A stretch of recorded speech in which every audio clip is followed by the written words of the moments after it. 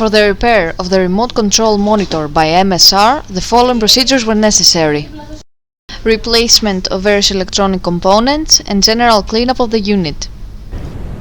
For testing, we add a 24-volt DC power supply. By supplying the necessary voltage, after a while, the unit turns on and the screen lights up.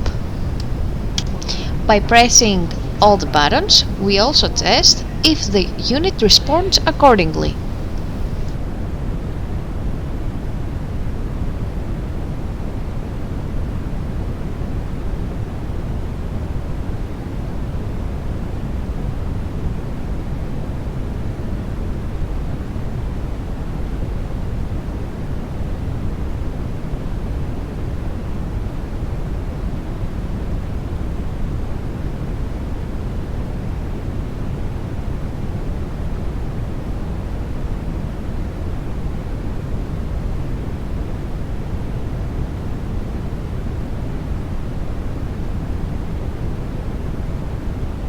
No further testing possible due to lack of additional units.